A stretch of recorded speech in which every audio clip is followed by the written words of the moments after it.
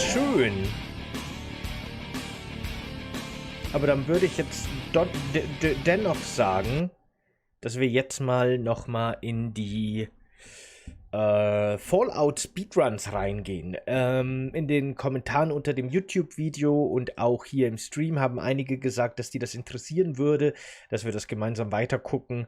Und habe ich mir gedacht, machen wir das halt. Das sind jetzt noch, oh mein Gott, wir haben noch 2 Stunden vor uns. Oh je, oh je. Aber gut, wir müssen ja nicht alles heute schaffen. Aber dann schauen wir uns jetzt auf jeden Fall mal den Speedrun von Fallout 3 an. Zu Fallout 1 und 2 konnte ich einiges sagen, weil ich da selber so ein bisschen rumexperimentiert habe und mich da ein bisschen auskannte. Bei 3 stecke ich ehrlich gesagt gar nicht drin. Ich hoffe, ich kann da irgendwie einen wertvollen Beitrag leisten heute und das nicht einfach nur durchlaufen lassen. Aber wird bestimmt lustig. Wir machen automatisch generierte deutsche Untertitel. Wir machen den Bildausschnitt so, wie er ist. Gut.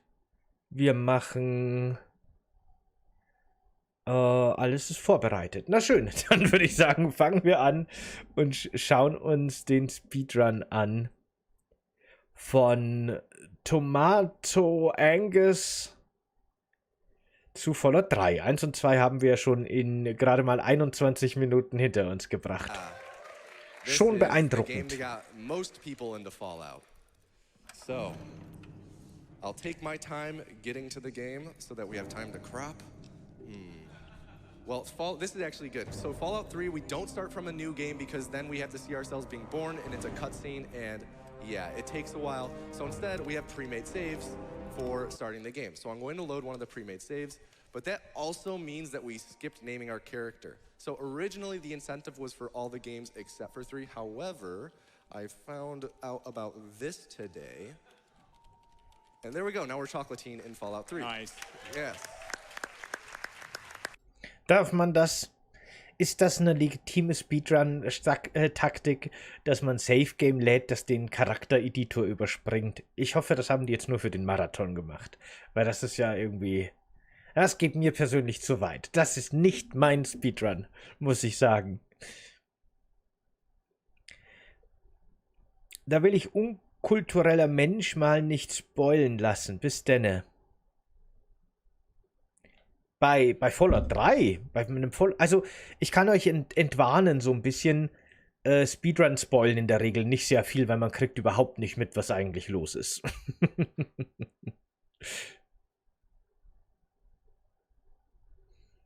So, in Fallout 3, you're going to see my screen flash black a lot like this. That's me quick saving and quick loading. Liam Neeson, please be quiet.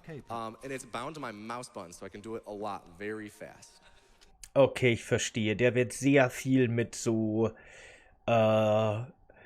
Quick Load, Quick Save Scams arbeiten. Es gibt Spiele, die kann man auf faszinierende Art und Weise kaputt machen. Faszinierend, wenn man richtig neu lädt oder richtig speichert. Es gibt Spiele, da kann man alte Save Games laden und unter den richtigen Voraussetzungen nimmst du aber dann dein Inventar aus einem vorherigen Save Game mit in dein altes Save Game, was eigentlich nicht funktionieren sollte. Da kann man so viel Bullshit machen.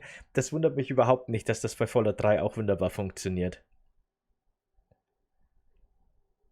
Das wird von der Community festgelegt, weil eh nur Cutscenes... Genau, ich weiß schon, ist schon klar. Aber ich hätte gedacht, es gibt, weißt du, da fehlt mir so ein bisschen diese Strategien, wie man möglichst schnell durch den Editor durchkommt. Oder es gibt ja auch öfter Strategien, wie man Cutscenes zum Beispiel abbrechen kann, die man eigentlich nicht abbrechen sollte und sowas in der Art. Das fehlt dann da. So I'm just going to put them all into strength since that's the fastest to dump them into. And yeah, let's talk about quick save, quick load real quick. It's going to be used a lot. And the main reasons it will be used for are to clip through walls, ja, genau. to skip dialogue. Jetzt glitscht er gleich mit dem Truck durch die Wand. Specifically coming up will be a lot of dialogue skipping and Ob man das Spiel da als Baby durchspielen kann? a lot of wall clipping. Well, that was loud. We had to push Liam Neeson over to a dialogue trigger real quick with... Das ist schon geil, oder? Das ist schon einfach geil, dass das Baby quasi den Spielzeugtruck nimmt und dann geht die Tür auf und dann prügelt das Baby den Vater in die Ecke, damit er da seinen Dialog hält und dann geht's weiter.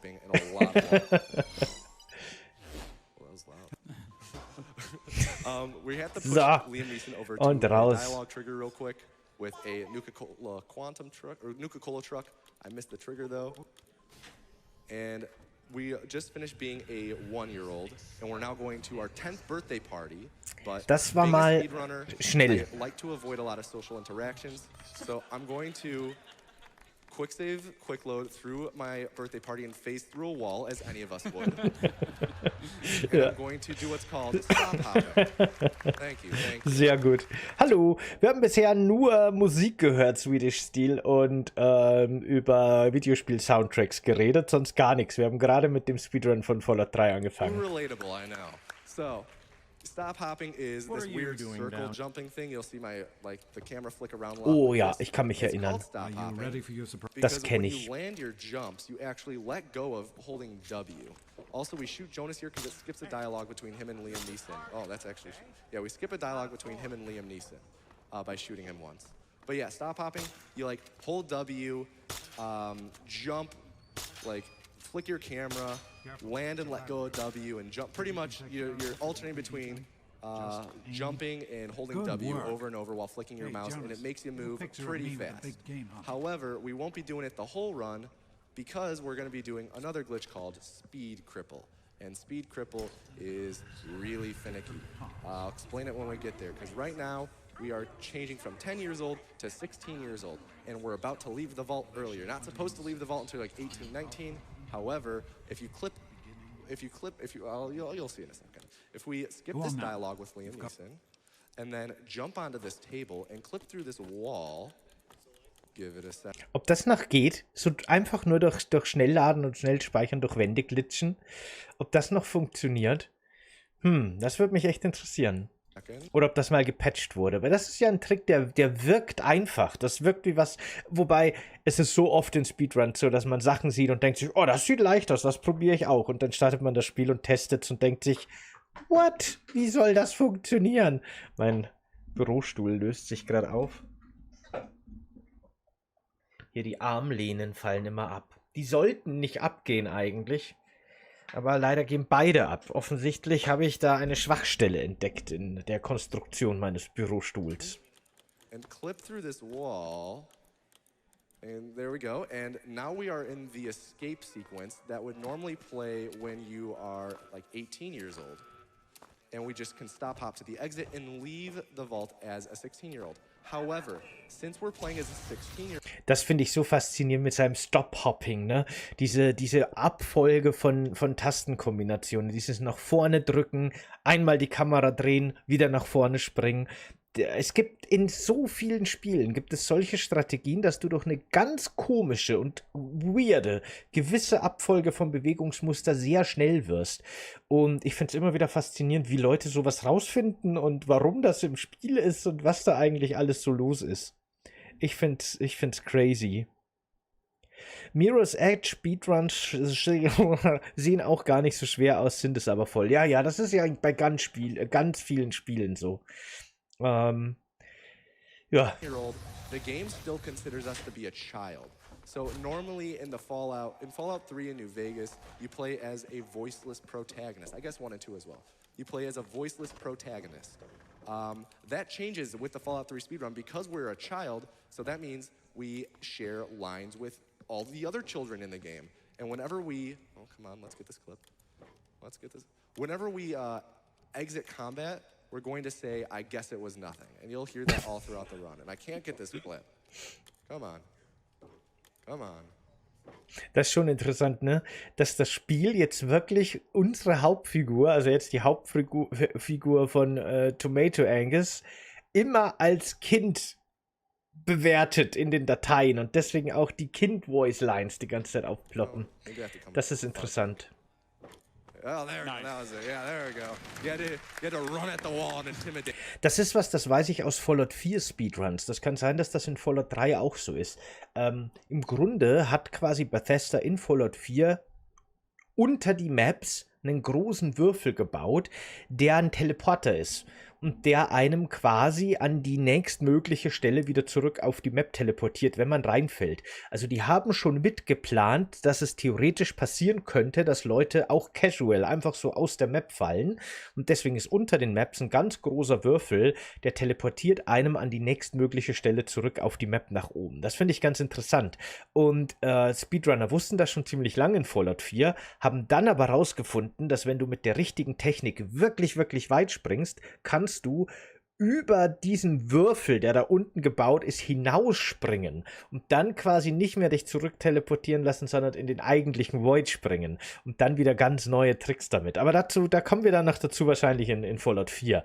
Da gibt es super weirde Glitches, wie zum Beispiel, dass man mit dem Deckungssystem hinter einem Pfosten in Deckung geht und wenn man dann wie war das? Ich glaube, wenn man. Naja, das sehen wir, wenn es in Fallout 4 so ist. Aber dadurch kann man sich durch die halbe Welt teleportieren, weil man die Koordinaten vom Spiel durcheinander bringt.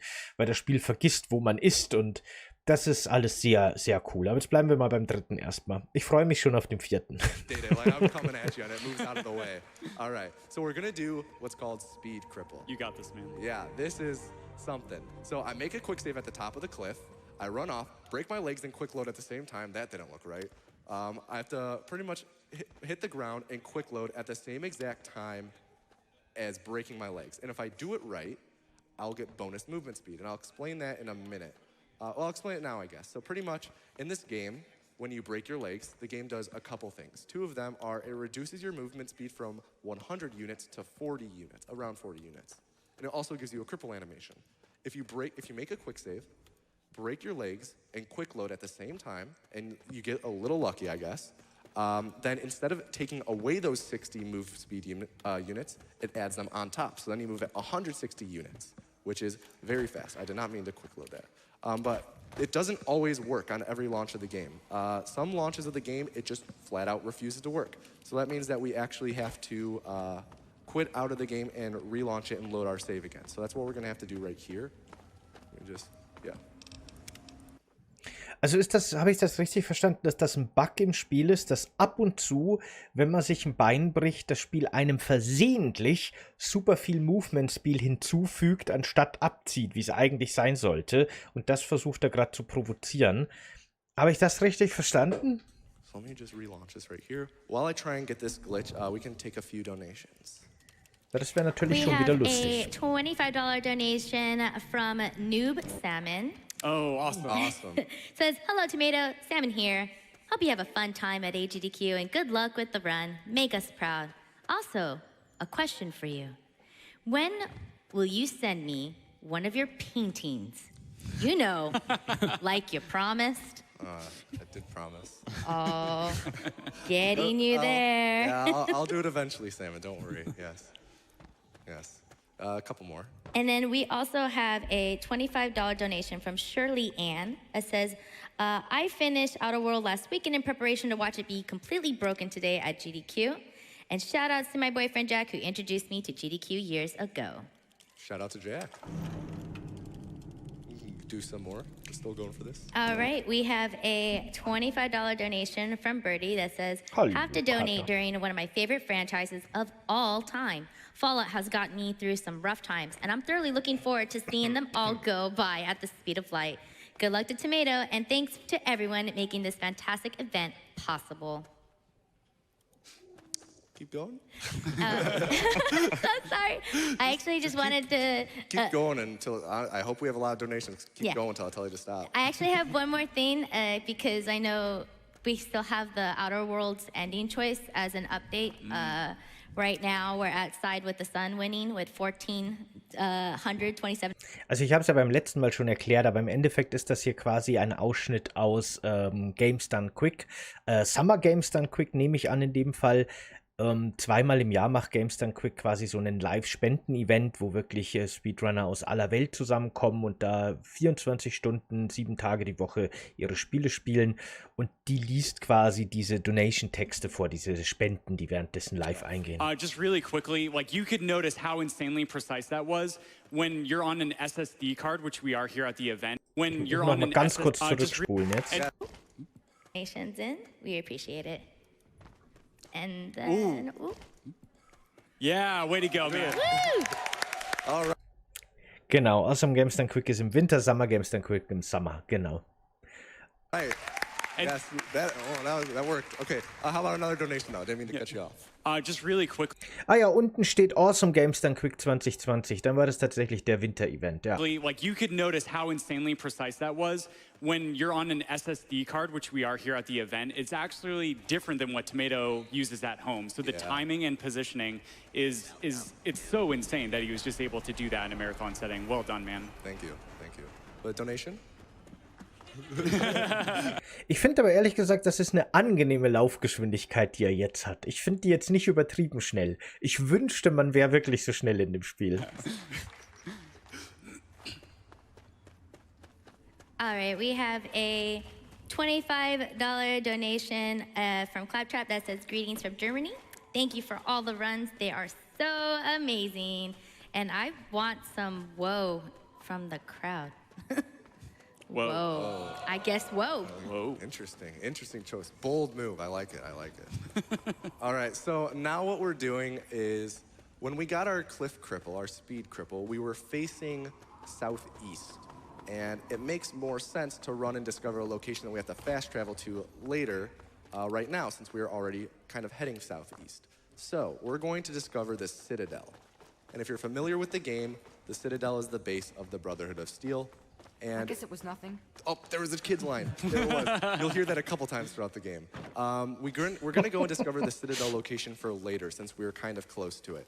But we can't just walk up to it and discover it right now, so we have to go out of bounds. So we're going to walk up to this corner and quick save, quick load like 5 times. Yeah, there we go. Now we're out of bounds. And we have to go out of bounds version 2 to get through there. And now we have to get through this little gap. Hopefully, let's see. Yes, sometimes you have to quick save, quick load to get through that little gap. And if you do, there's a chance it'll crash. Ich bin sehr gespannt, wo das jetzt hinführt. Wir sind schon sowas von außerhalb der Karte gerade. Thank God that didn't happen. The Citadel location is right up here.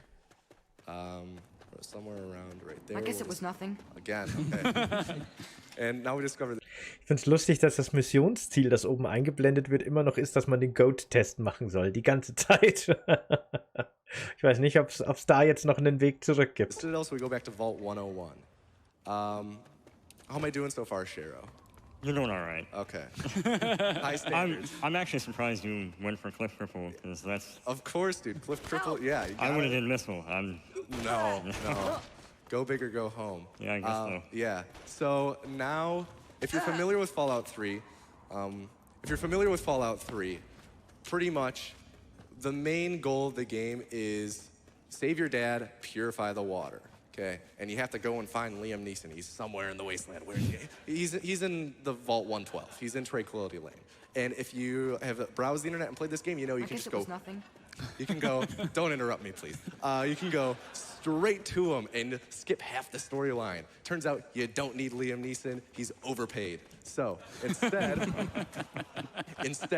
we're just going to go straight to the place that unlocks when we discover him, which is Vault 87, which requires us to go through Murder Pass, and to get to Murder Pass, we have to go through Little Lamplight. Kind of weird having a place inhabited only by children next to a place called Murder Pass. I don't know. Anyways, so we're gonna go to Vault 87. Okay, es wird quasi wirklich alles geskippt bis auf das Ende. Get the Gek. It makes another return in this game. The Gek is very prominent in these games, as I said earlier. So we can skip Liam Neeson, just get the Gek, and then with that, we can go and purify the water, and that ends the game. So just so you know, that's the grand scope of what's going on right now.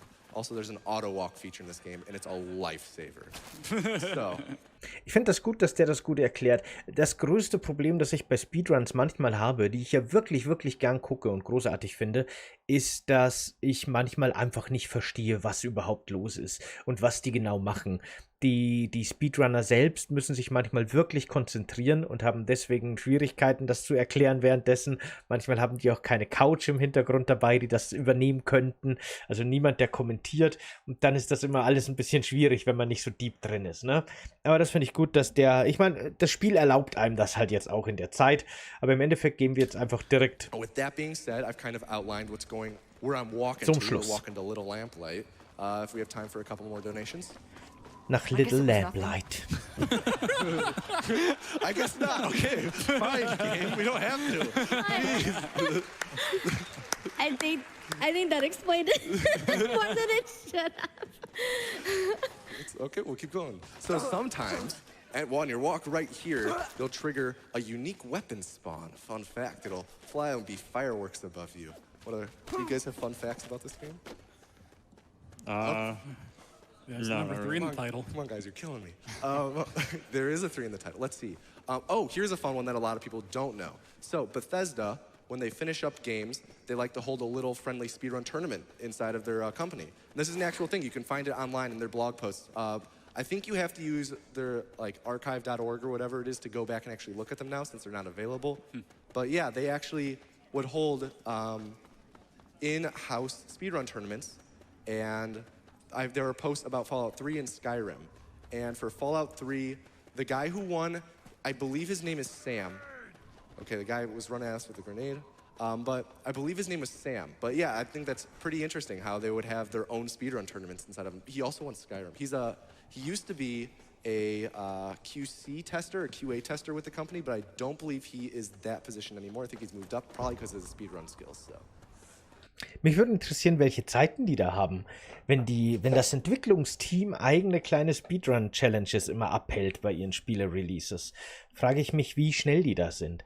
Weil als Entwickler, als Entwicklerin hast du natürlich ein bisschen Ahnung von dem Spiel und kannst wahrscheinlich viel ausnutzen und viel Spiellogik austricksen und so weiter und so fort. Aber du kennst halt noch nicht die absolut bescheuerten Strategien, die dann die Speedrun-Community in den Tagen und Wochen und teilweise Jahren danach noch irgendwie entwickelt. Also so gut kann die wahrscheinlich nicht sein. But yeah, I thought that was interesting that they hold their own speedrun contest. And in the article, they're like, but then he pulled out a big trick, but they were real secretive about what it was. And you're like, oh man, what was it? So I think it was a skip to Liberty Prime, which is a big robot at the end, but who knows? Now we're in Little Lamplight, but rather than talking with Mayor McCready because he's really annoying, we're just going to try and clip out of bounds. Sometimes you just gotta brute force it. Oh, there we go. Okay, and we're going to do it again and do what's called void swimming. So we're going to make a quick save in the void and then quick load underwater, and now we can swim infinitely into the void. But as you can Das ist sowas, ne? Das sind diese Quick-Load, Quick-Save-Sachen, die bei so Spielen manchmal passieren. Dass der jetzt außerhalb der Map ins Wasser gesprungen ist und während er im Wasser war, hat er gespeichert, neu geladen und jetzt, also den vorherigen Save geladen und jetzt kann er in dem vorherigen Save schwimmen, obwohl er eigentlich nicht im Wasser ist. Sowas ist einfach irgendwie cool. see, we can still drown because our O2 meter still pops up and starts to drain, and so we have to jump every now and again. But the door to Murder Pass is right there. You can almost see it. Now you can see it. I didn't mean to jump. There it is. Yeah, look at that. It's a beautiful door. What is happening? Uh-oh. Game crash. Oh, okay, we're back. I guess there was nothing. I guess there was nothing. So this is Murder Pass. Thankfully, it's behind a big locked door so the kids don't get in. Habe offenbar hauptsächlich Probleme mit dem Ausweichen. Beim Kampf gegen ihn, gegen Ganondorf, ja, ich kann dir, glaube ich, auch keine großartigen Tipps geben, ehrlich gesagt. Ich weiß nicht. Ich glaube, ich hatte einfach 100 Herzen und habe den Schaden einfach getankt, den er ausgeteilt hat. Ich glaube, das ist alles, was ich gemacht habe, ehrlich gesagt. Trash can skip, sweet. Nice. That saves a quarter of a second. It was worth it. Worth it, yes. Also, one thing is I'm trying to avoid dropping large distances because then you get a little stagger. Let's see if I can do it on purpose. Oh, no, I don't want to do it on purpose anymore. It was right there. But sometimes when I'm running around, I try and land on rocks to try and not fall as far. Because then you won't get the little stagger animation of you bracing yourself from dropping 2 feet off the couch, you know? So now we're in Vault 87, and this is just a fiesta of out of bounds, and I absolutely love it. Right here, this is called Rock Boss because it's kind of hard. But you just jump up and then access this door. Nice. And then coming up again. So Out-of-Bound-Sachen finde ich immer faszinierend. Ich finde es immer faszinierend. Das ist sowas, das hat so was Mystisches für mich irgendwie, ne? Das ist so, man guckt dem Entwicklungsstudio in den Baukasten. Man, ja, na, wisst ihr, was ich meine? Es ist so verboten irgendwie. Man darf da nicht hingehen. Das sollte niemand sehen, außerhalb des Entwicklungsteams. Niemand sollte das jemals zu sehen kriegen. Das finde ich so schön dran irgendwie. Hey, Idolem, hallo!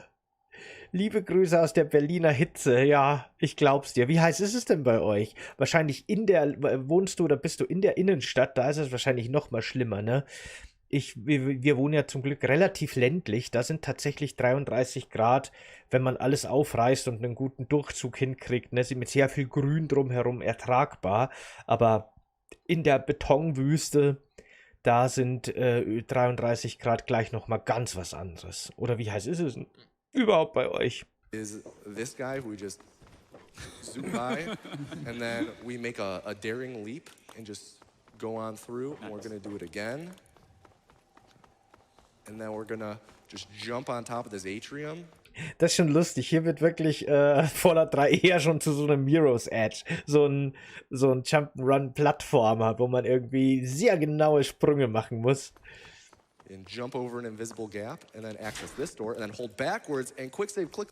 Ja, Innenstadt. Jeden Morgen 4 Uhr werden an allen Fenstern die Ventilatoren gestartet. Ja, das ist tatsächlich auch eine gute Strategie.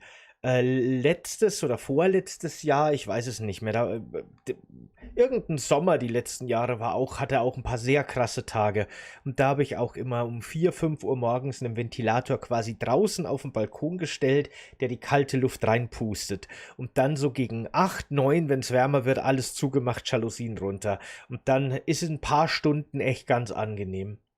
Wir haben halt quasi jetzt aktuell eine Dachwohnung. Wir wohnen direkt unterm Dach im 3. Stock von so einem Reihenhaus und da heizt es sich einfach auf. Da kannst du machen, was du willst. Da kann man nichts machen. Vor allem, dass der sich das bei allen Teilen merken kann, wo er out of bounds gehen muss und wo er springt, crazy. Ja, das ist aber so Speedrunner, das ist schon ganz schöne Dedication. Das ist auch nicht so, dass die irgendwie großartig 20 Spiele oder sowas beherrschen, sondern die sind meistens schon sehr spezialisiert auf ihre Spezialgebiete. Dass der tatsächlich alle Fallout-Spieler jetzt in der Reihe spielt und die auch spielen kann, ist schon was Besonderes. Oft spielen solche Speedrunner ihr Leben lang 2, 3 Spiele oder sowas. Und die lernen die halt einfach hardcore. Mich würde das tatsächlich interessieren und reizen, aber ich könnte das nicht. Ich bin dafür nicht der richtige Typ. Mir wird das zu langweilig und zu frustrierend, auch immer und immer wieder das Gleiche zu spielen. Aber vielen von denen kann man auf Twitch live zuschauen, wenn die trainieren und die spielen halt dann jeden Tag 3, 4 Stunden dasselbe Spiel und optimieren ihre Zeiten. Und hier nochmal eine Sekunde und dann nochmal ein Frame und dann nochmal irgendwie einen Pixel Perfect Jump verbessern. Immer und immer und immer wieder über Jahre hinweg. Und dann geht das halt in Fleisch und Blut über. Muss man der richtige Persönlichkeitstyp dafür sein. Ich könnte das nicht, glaube ich. Ich könnte das nicht. Load through the door and then spawn in this hallway in front of Fox, the best NPC ever. Yeah, he is. I agree. But we have to free Fox. We have to activate the fire alarm. And we're going to clip out of bounds and go back to that hallway. And what I'm doing right now when I clip out of bounds is it's called COC, which stands for Center on Cell. Pretty much interior areas in Fallout 3, New Vegas, and 4 are called cells. I guess the wasteland itself is one big cell. And if you fall out of bounds, you'll eventually hit an invisible... Wahrscheinlich endlose Wiederholungen, um so gut zu werden beim Speedrun. Ja, genau, es ist wirklich so. Mich würde das in den Wahnsinn treiben. Für mich ist das die Hölle. Ich brauche ganz viel Abwechslung immer. Ich habe wirklich ADHS auch. Ich habe auch ein ADHS-Hirn. Ich brauche ständig neuen Input. Ich könnte mich nicht... Nee, das wäre für mich wirklich die Hölle. COC plane that sends you back to a predetermined spot inside of the... I just have to do that again. It sends you to a predetermined spot inside of the cell. So you'll always spawn back in that same spot. However, 4 is a little different, but we'll get there when we get there because, yeah, you'll see what I mean. You'll know exactly the point that I'm talking about. But right now we have to get the Gek, which I done goofed last time. Oh, I almost done goofed again.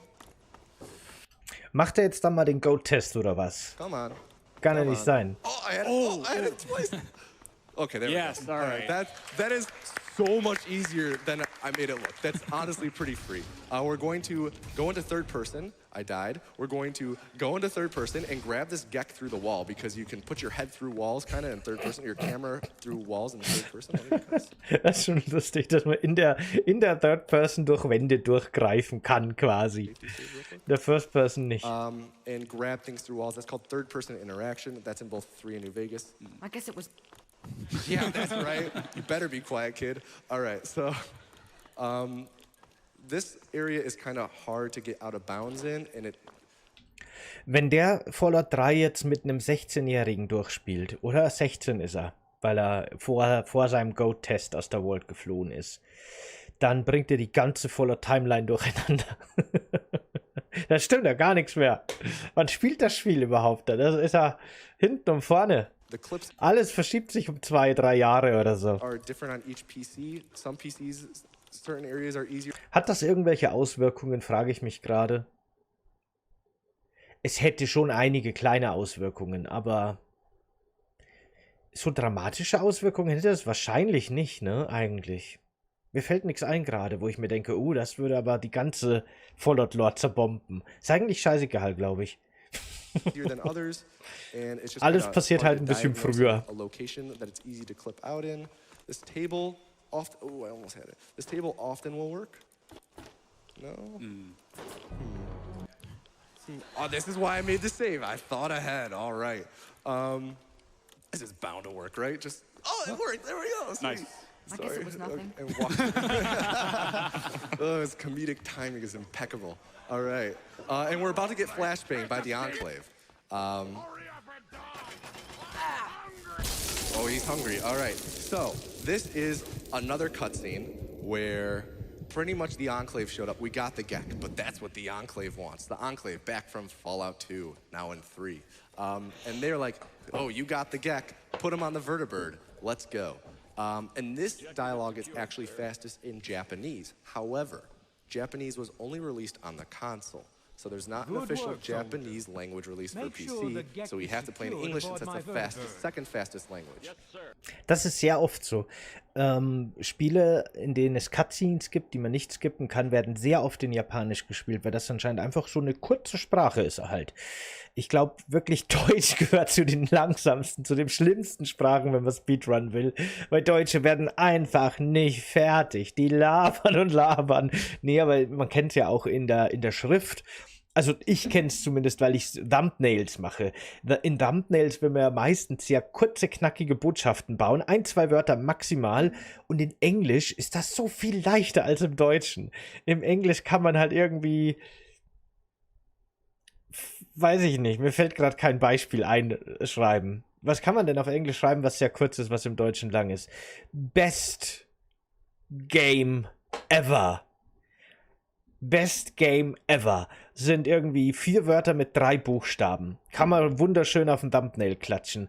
Das wäre im Deutschen irgendwie das beste Spiel aller Zeiten. Das beste Spiel von immer. Ergibt keinen Sinn. Bestes Spiel immer. Was? Also es ist kein Deutsch. Das beste Spiel aller Zeiten ist viel zu lange. Aller Zeiten, ey. Damit kannst du 5 Seiten Buch drucken mit dem Wort, was einfach kein Ende nimmt. Das ist echt kompliziert. Ich schaue gerade, was sind hier so Thumbnails an der Seite? Die seht ihr, glaube ich, nicht. Aber hier haben wir zum Beispiel ein Thumbnail mit The Aliens. Ich kann es nicht lesen, weil der Timecode drüber steht. Das ist natürlich auch nicht optimal. Was it any good? Genau. Chrono Trigger. Auf dem Thumbnail steht Was it any good? Im Deutschen wäre das, war es wirklich so gut? War es wirklich ein gutes Spiel? War es wirklich gut? Wäre noch das Kürzeste, aber wirklich allein ist wieder so ein Wort irgendwie. Ich krieg's gar nicht in meinen Kamerarahmen, weil es so lang ist. Viel zu lang für ein Thumbnail. Was it any good? 3 Buchstaben, 2 Buchstaben, 3 Buchstaben, 4 Buchstaben. Wunderbar für ein Thumbnail. Tja. Das sind so meine alltäglichen Probleme. Dann habt ihr das auch mal. Wisst ihr das auch mal. Weiter geht's. And now, here's Bob. Auch krass bei englischen Büchern. So krass kürzer als die deutsche Übersetzung. Ja, eben kann ich mir vorstellen.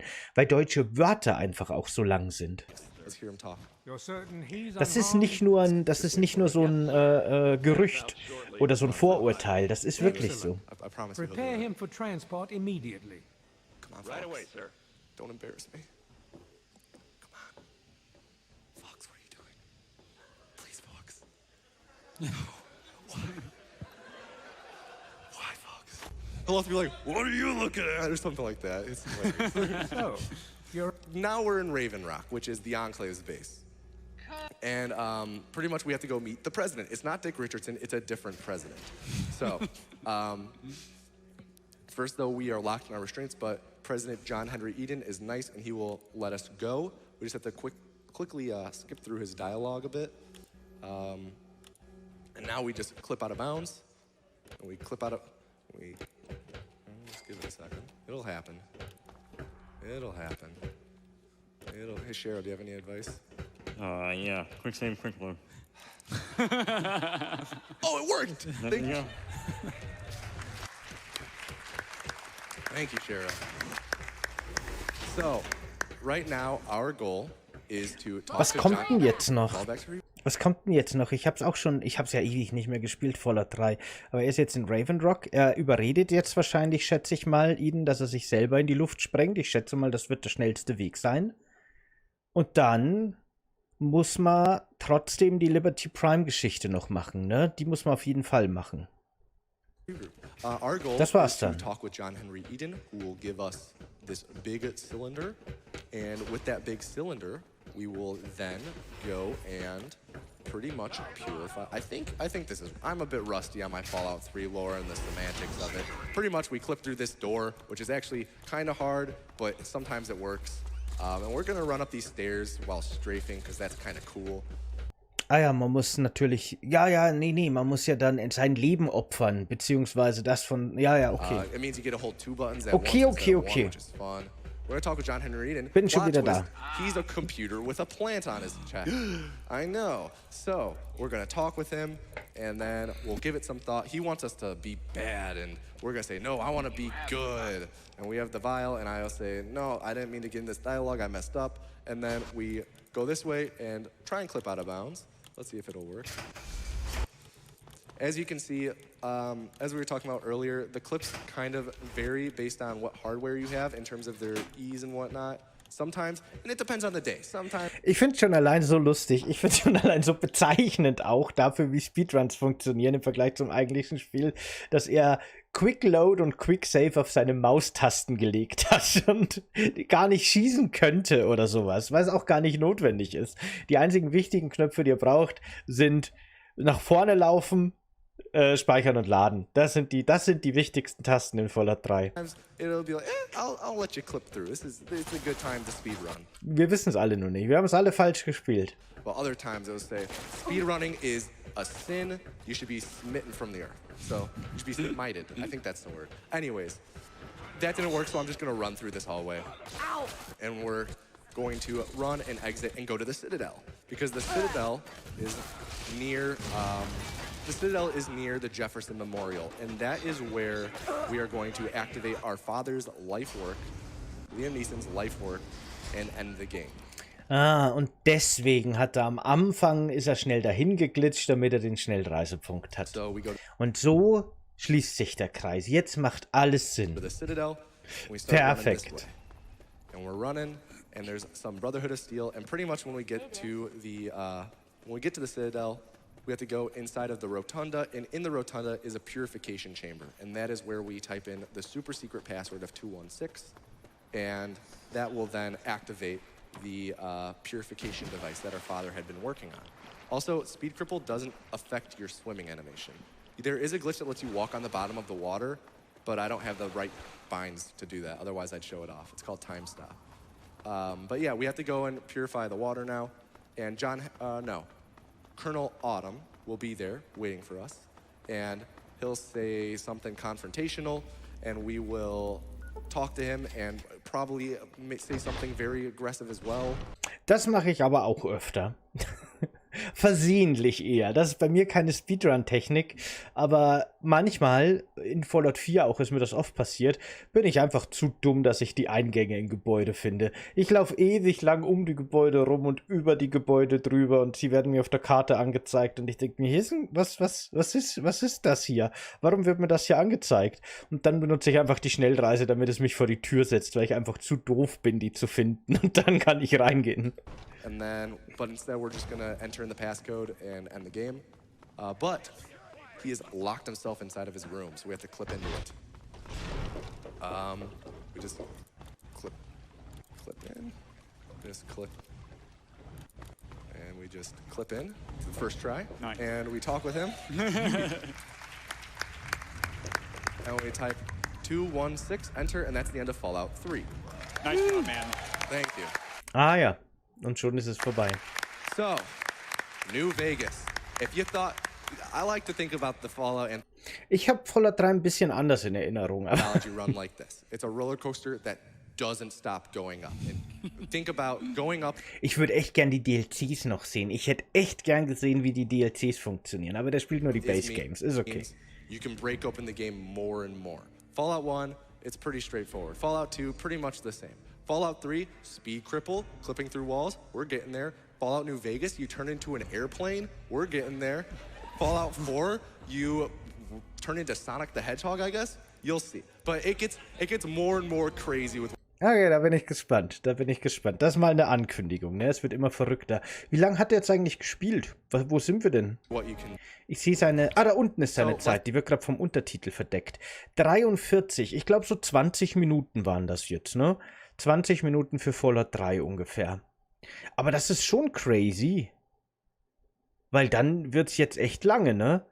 Weil jetzt spielt er nur noch New Vegas und 4. Andere Fallouts spielt er ja nicht.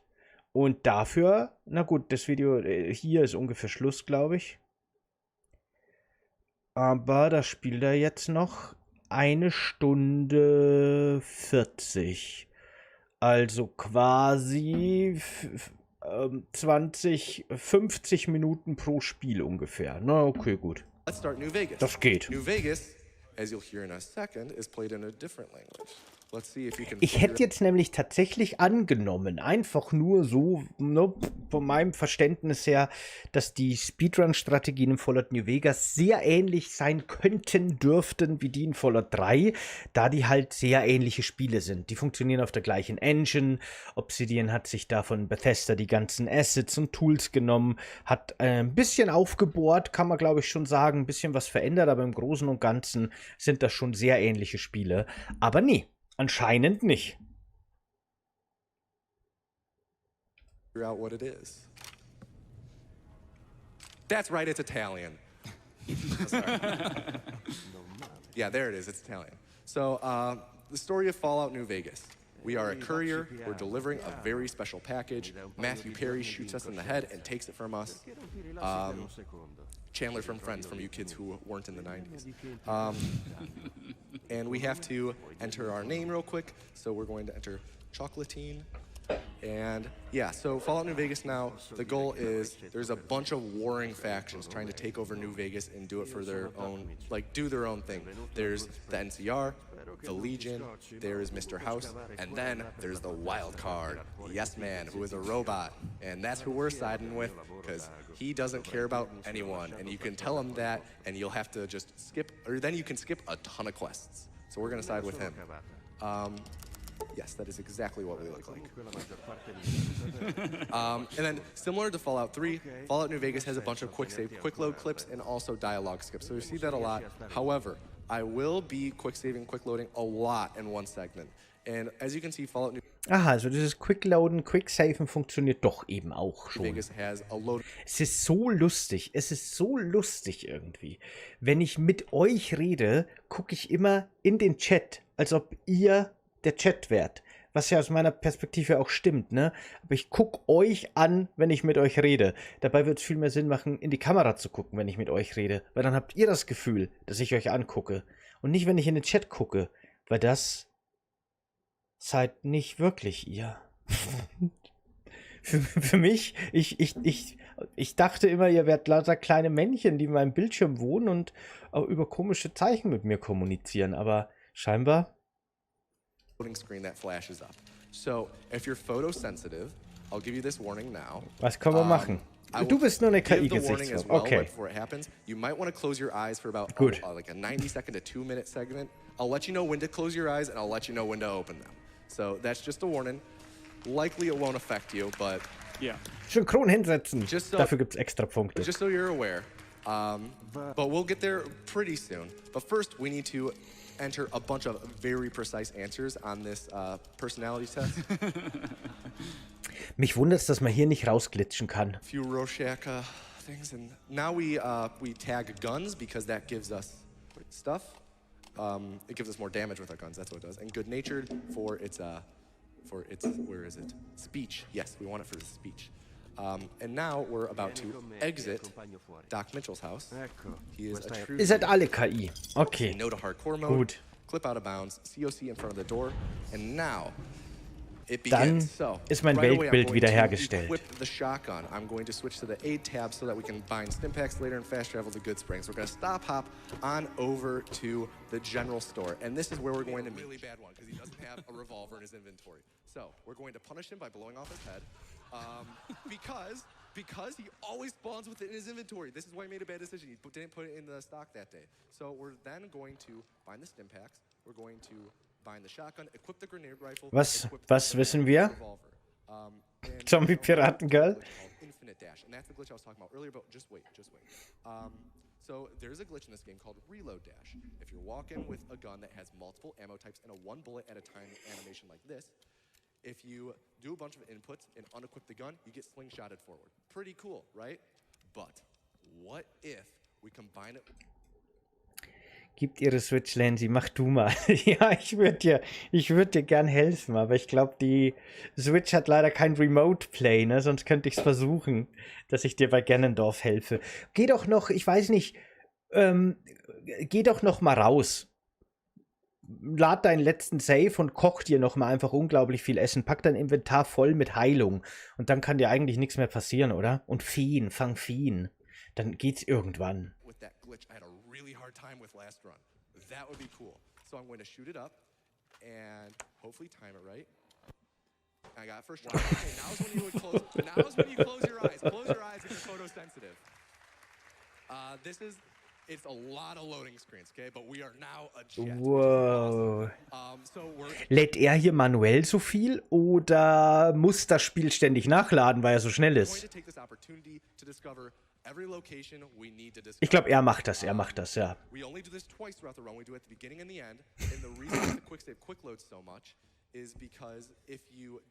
Ich habe nicht genau verstanden, wie der Trick jetzt hier funktioniert. Keine Ahnung.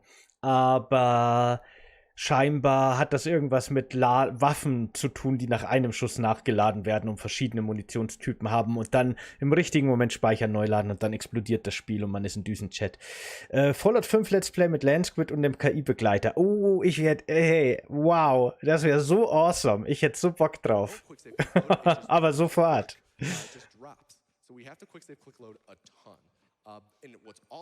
Gleich hat er wahrscheinlich den unendlich Ladebildschirm-Bug und darf neu starten, ja? Sowas kann durchaus passieren, glaube ich. Wow. Sometimes it, like when you get it, like you know how when I just did it, I took off immediately. Okay, saved. I took off immediately with it. Sometimes you don't, and you just have to give it a little push by jumping once, and then it works. But yeah, so right now we're discovering 3 to 4 locations, I forget. We discovered 4 locations. We discovered Red Rock Canyon. Es ist schon sehr lustig. A group called the Great Khans later. And we just discovered the El Dorado substation because we're going to go back. Lieber ein Esel, ... und keiner weiß davon oder kein Esel, ... und alle denken, dass du es getan hast. Lieber das Zweite, weil der Esel kann ja nichts dafür und der soll in Ruhe gelassen werden, möglichst. Sollen die Leute denken, was sie wollen, ist mir wurscht. Brotherhood of Steel immer noch das beste Fallout. Das ist eine... Huiuiui. Eine kontroverse Aussage. Und blau gehauen. Ich habe ja Brotherhood of Steel erst recht spät gespielt. Das war ja das eine Fallout, das ich lange nicht gespielt hatte. Habe ich dann irgendwann vor ein paar Jahren mal im Stream live gespielt und habe mich darauf eingestellt, dass jetzt das absolut trashigste Kackspiel kommt, das ich jemals gesehen habe. Und es war gar nicht so schlecht. Ich fand's cool. Es hatte irgendwie Style. Es war sowas von 90er einfach. Ich mochte es, ehrlich gesagt. Ich fand's eigentlich ganz cool. Aber es ist halt schon was sehr anderes als die anderen Fallout-Spiele. Ich kann verstehen, warum Fallout-Fans damals das sehr gehasst haben. Oder meinst du Tactics Brotherhood of Steel? Die darf man nicht verwechseln. Tactics finde ich auch sehr gut. Das mag ich wirklich gerne. Das ist für mich auch durchaus oben mit dabei. Ja, aber jede Person auf der Welt ist überzeugt davon, dein Chef, deine Eltern, ja, aber da kann doch der Esel nichts dafür. Trotzdem, immer den Esel in Ruhe lassen.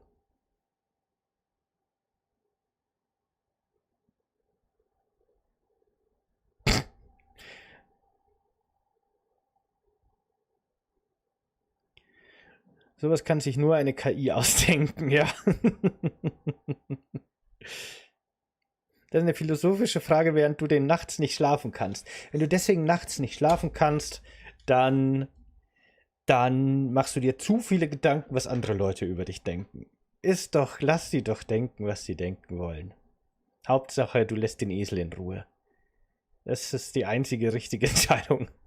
Da gibt's überhaupt nichts nachzudenken. We discovered Hidden Valley because we're going to go there and meet the Brotherhood of Steel later.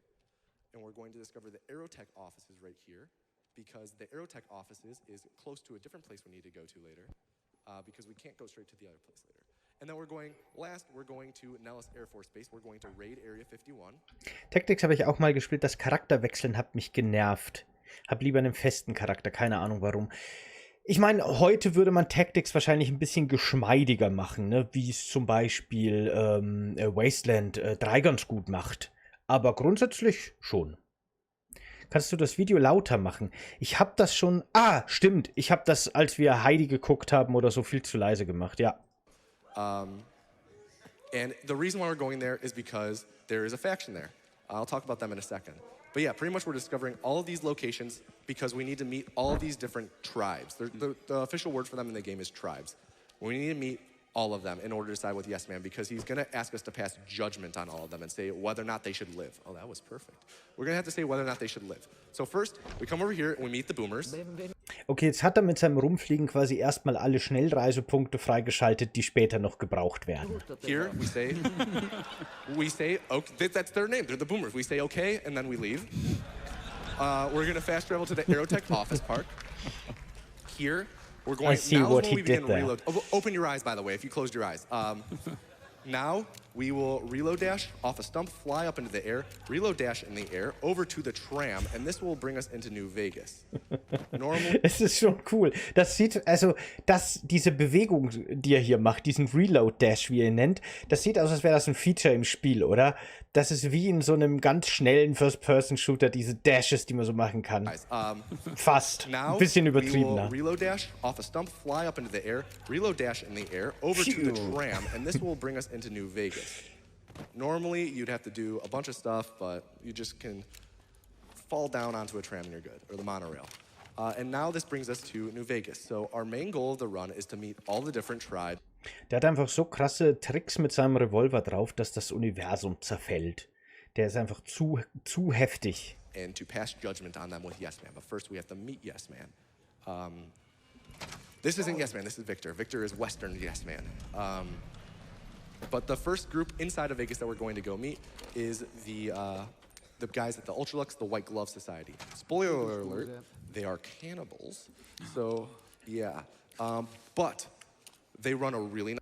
So kann nicht mal eine KI ein Spiel spielen. Da bin ich gespannt tatsächlich. Ne? Im Speedrun wird KI vielleicht auch mal ein Thema sein. Ich kann mir das schon vorstellen. Aber ja, wenn man eine KI drauf trainiert, die KIs könnten ganz neue Speedrun-Techniken rausfinden, die auf die Menschen so nicht gekommen sind. Wer weiß. Doch, interessant. Nice hotel. So we are going to give them a pass and say they can live. But we have to stop hop back here because we don't have our... Aber es ist interessant, wie viele Methoden aus Fallout 3 doch noch funktionieren. Das Quicksaven und Quickloaden zum Glitchen, diese komische Whoop-Bewegung beim Springen, diese ganzen kleinen Speed-Methoden funktionieren noch. Aber scheinbar hat Obsidian dann noch ein paar extra krasse Glitches mit reingebaut für extra Speed. Our weapon for reload. Ein Super Saiyajin-Modus. Dashing, because the dude at the front took it. We're gonna meet Mortimer, say good. Oh ja. Das ist auch so ein bisschen die Reise von Son Goku, die wir hier sehen. Am Anfang ist noch alles recht normal. In Fallout New Vegas 3 so ein bisschen Mini-Glitches ausnutzen und schneller laufen, als Menschen laufen können und so weiter. Hier kann er jetzt schon fliegen. Na? Und in Fallout 4 lernt er dann die Teleportation, aber dazu kommen wir noch. Goodbye. We now can pass judgment on them. We now know enough about them as human beings that we can pass judgment. And upon leaving, we will get our weapons back. And with that, we will equip our revolver, reload dash over to the tops, and this is where we're going to confront Matthew Perry Chandler. We're going to confront him. And we are going to take back what is rightfully ours, the platinum chip. I have to quick save, quick load here, otherwise I won't level up, because I need a lot of speech in this run. We're going to talk with Swank, and now we can level up a ton. So I'm going to get survival up to at least 45. The reason I'm going to get that to 45 is because that allows us to get the travel light perk in a second, which increases our movement speed by 10% whenever we are wearing light or no armor, which we are satisfying the needs for. And we're going to kill Matthew Perry. That's what he gets for being so snarky. And we're going to reload. Die Creative Engine von Bethesda hat ja auch nie wirklich ein Upgrade bekommen. Ich bin mal gespannt auf Starfield. Bin ich auch tatsächlich gespannt, ne? Ich stecke da nicht drin, ich kann das nicht wirklich beurteilen. Die haben ja bei jedem Spiel immer wieder gesagt, dass ihre Engine jetzt quasi auf ein ganz neues Level gebracht wurde. Und Leute, die sich mehr auskennen, haben dann immer so gesagt, nee, eher nicht wirklich. Deswegen gucken wir mal, wie es bei Starfield dann ist. Dash over to here and we're going to meet Yes Man. So we're going to clip out of bounds. The COC point is right next to Yes Man, and we're going to talk with him. Yeah, Yes Man. All about his plan. He has a big plan. Pretty much he wants to do what Benny was going to do, except he's going to do it himself. And Yes Man it's called the wild card. See, it's right there. It disappears. Wild card. It's called it for a reason, because he is really out there. Wie ist Staffel jetzt den Teppichglitch nicht? Ja, der gute alte Teppichglitch. Der hat mich so oft gerettet beim Einrichten meiner Wohnungen, das stimmt. Ohne Teppichglitch wäre ich aufgeschmissen. Ja, aber wirklich, ohne Witz, ich werde mir Starfield nur deswegen für den PC holen, damit ich Mods benutzen kann. Und zwar unabhängig von dem, was der Konsolenhersteller erlaubt an Mods, wenn Mods auf Konsole überhaupt möglich sind. Weil den Baumodus aus Fallout 4, den tue ich mir nicht nochmal an. Ungemoddet.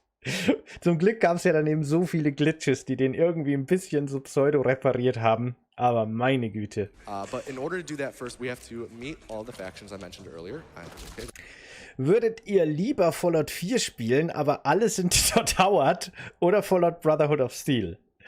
Alle NPCs sind Todd Howard. Das würde ich mir schon gerne ansehen. Die stehen dann immer da und wenn man mit denen reden hat, sagen sie einfach nur, it just works. Und man kann keine Quest mehr beenden. Das wäre spannend, auf jeden Fall. Eine spannende Experience. Ich glaube aber, dass es langweilig wird. Dann spiele ich doch lieber Brotherhood of Steel.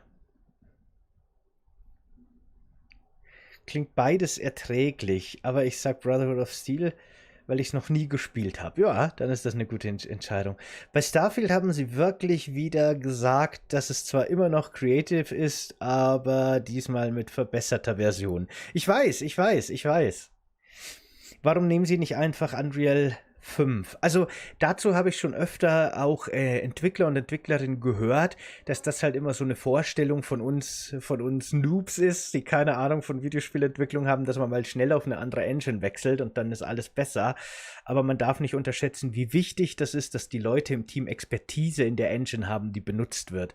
Und wenn jetzt da wirklich Leute sitzen, die seit 30, 40 Jahren, ist 40 Jahren realistisch? Tatsächlich, ja schon, seit 40 Jahren mit der Creative Engine arbeiten und die verinnerlicht haben und die einfach kennen wie ihre Westentasche, ne? Und einfach voll die Cracks sind, dann ist das unglaublich wertvoll. Und das ganze Team auf eine neue Engine umtrainieren, ist kostspielig und kostet Zeit und kann dazu führen, dass dann letztendlich das Ergebnis schlechter wird.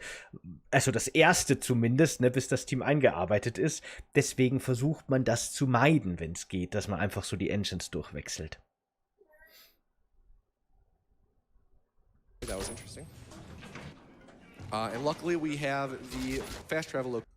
Ich denke, das ist so, als müssten wir jetzt nur noch Italienisch reden. Ja, genau, das ist vielleicht ein guter Vergleich. Als müsste man von heute auf morgen jetzt eine neue Sprache lernen, obwohl man ja schon 2 Sprachen kann und die funktionieren eigentlich zur Kommunikation. So ungefähr. Aber Japanisch ist halt kürzer, also müssen wir Japanisch lernen. Oh Gott, oh Gott. Ich bin mal ganz kurz, ich mache mal ganz kurze Pinkelpause, aber ich lasse euch das Video laufen. Ich bin sofort wieder da. Wenn ich was Cooles verpasse, sagt mir Bescheid. Locations for most of them. Obviously, they're mad because we killed their leader. And when we are in the strip now, it kind of begins a chase. A dude from Caesar's Legion is chasing us, and a dude from the NCR is chasing us. They're both chasing us, and we want only the NCR guy to catch us because he's required, otherwise the game kind of soft locks. We don't want Volpace to catch us, the guy from the Legion, because he's slow. But anyways, we have to pretty much get Yes Man a throne for himself to sit upon for when he becomes the king of a new Vegas. So we're going to go out of bounds here, third person interact with this terminal, unlock this door. We're going to say hi to Mr. House. Odin's chamber. We're going to say bye to Mr. House. Go back to the penthouse. I'm gonna go out of bounds, and now, pretty much, this seat is for the taking for Yes Man. So the next time we talk with him, we can say, hey, I want you to join me at the Lucky 38. And he'll say, wow, he does this weird yell thing. But that's the next time we talk with him. However, it's more efficient to talk to him only once rather than twice. This is bad hat RNG. You can spawn with a random hat. No hat, bad RNG. We need to meet the rest of the tribe, so we only have to talk to him once rather than twice. So we're going to come here, going to meet the Omertas. They yell at us, and we leave, and we've now met them. I'm going to discover a fast travel location over here real quick. And now we're going to go meet the other 2 groups that are remaining, the Brotherhood of Steel and the Great Khans. Now, these are a bit of, okay, this is interesting. That's fine, though. These are a bit interesting and unorthodox methods of meeting people and getting to know them to pass judgment, because the Brotherhood of Steel, they wear powerful armor, so if we shoot them once, we realize, whoa, they're strong, I don't want to fight them, they can live. So that's how we know that we don't want to kill them. Now, the Great Khans are even more different, because we don't actually interact with any of their members. Instead, we show up, we go to the middle of their area, we just stand here, walk around, admire the architecture, say, this is pretty nice, let's not kill them. And now we've met them, and we can pass judgment on them. So now we have to go and tell Yes Man that we don't want to harm any of them. So we're going to reload dash over to Yes Man. Try this is Volpace. He is the worst. Es ist so heiß hier drin. Der Ventilator läuft hier die ganze Zeit und kühlt mich ein bisschen. Zum Glück, das macht es erträglich. Aber ich war gerade auf dem Klo im Bad. Das ist so angenehm kühl im Vergleich zu hier. Oh Gott.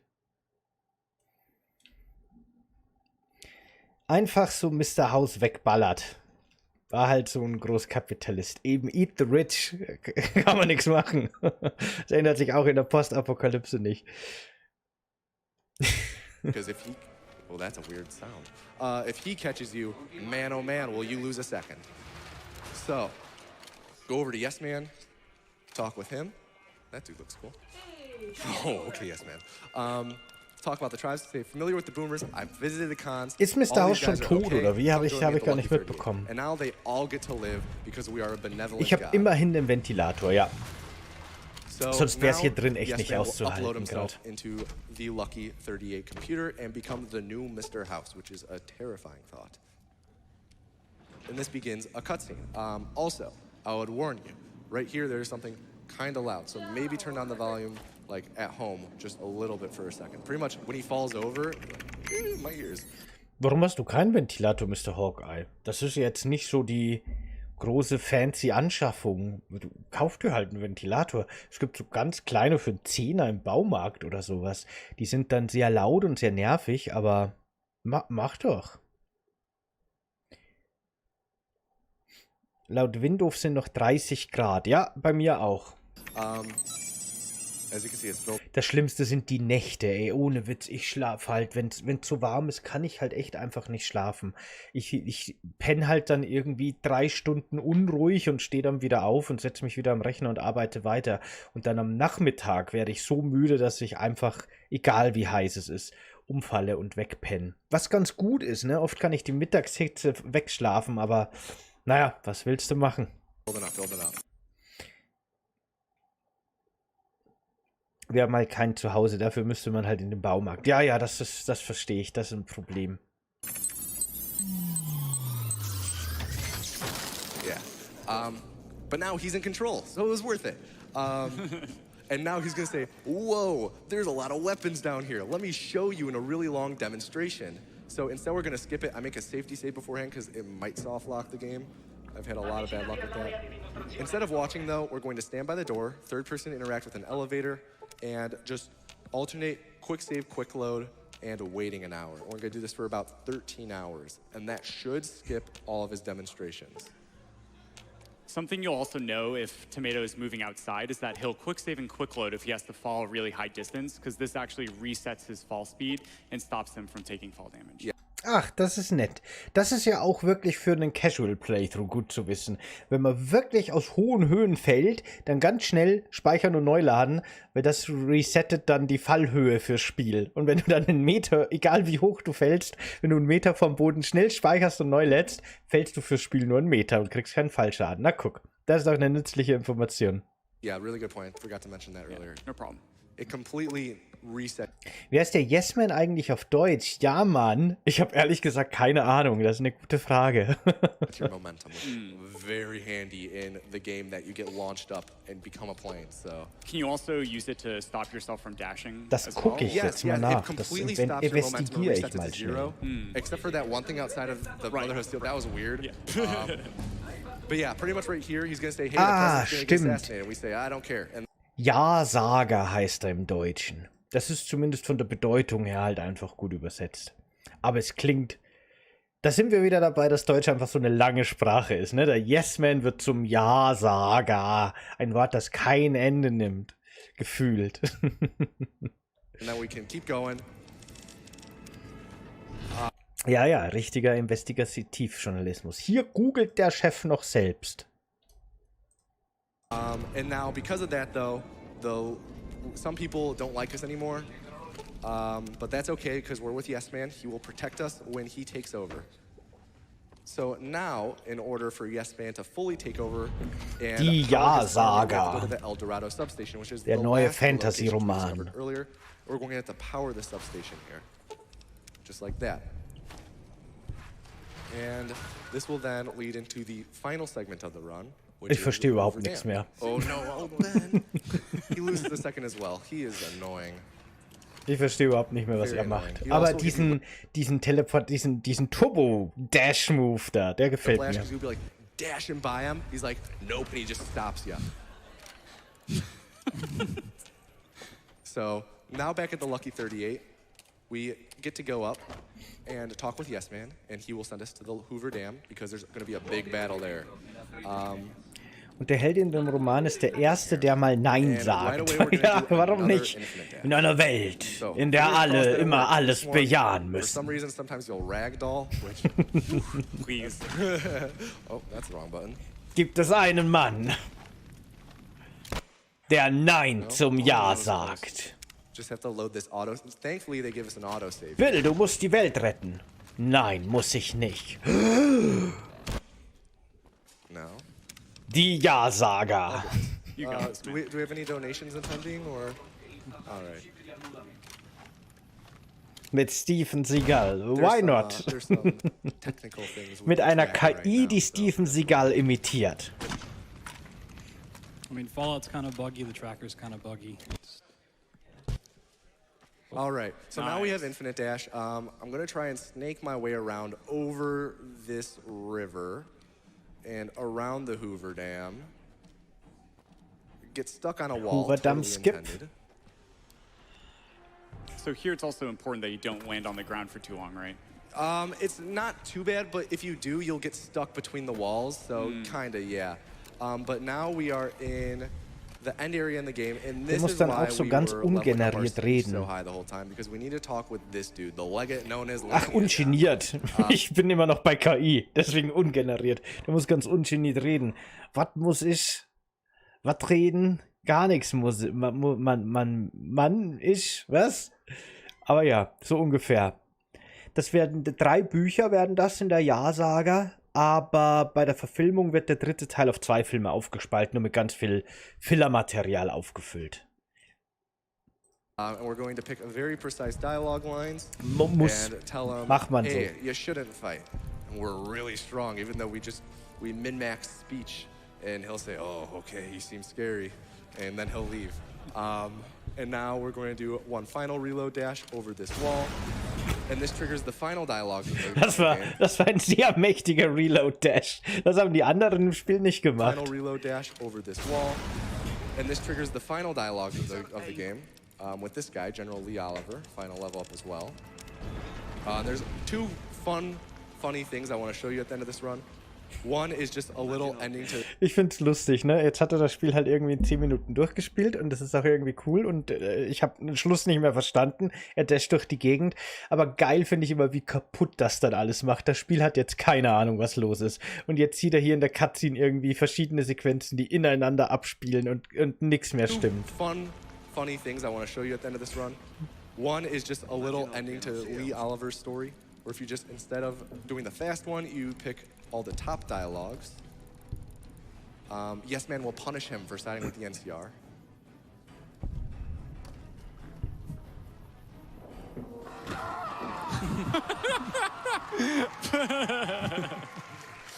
Das kannte ich auch noch nicht. Yeah. And now Yes Man, we become a Securitron, and Yes Man talks to us. And this brings on the end credits, and that's the end of Fallout New Vegas. So, Nice. Great job, man. Halfway done. yes. So, this leads on to a kind of a funny thing, though. So, the end credits in this game, I'm not sure if it's this way in Fallout 3. I believe it is. I'm not 100% sure. Don't quote me on that. Ich If mach you mal use was. the Enable Players Control command console, you get to walk around. It's actually a slideshow they put you in front of and you watch. Guckt euch The mal. best part, though, Ron the Guckt euch mal hier den Speedrun weiter an. Ich muss ganz kurz was machen hier. Dann habe ich eine Überraschung für euch. narrator stands right behind it talking to you the whole time. Yeah, it's great. And you can kill him and drag his body around and throw him off, but then he like slides in from the other side. He just doesn't. Moment mal, ist das der Geschichtenerzähler?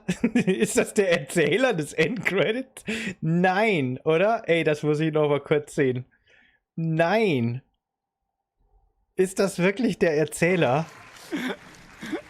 Yeah. And now Yes Man, we become a Securitron, and Yes Man talks to us. And this brings on the end credits, and that's the end of Fallout New Vegas.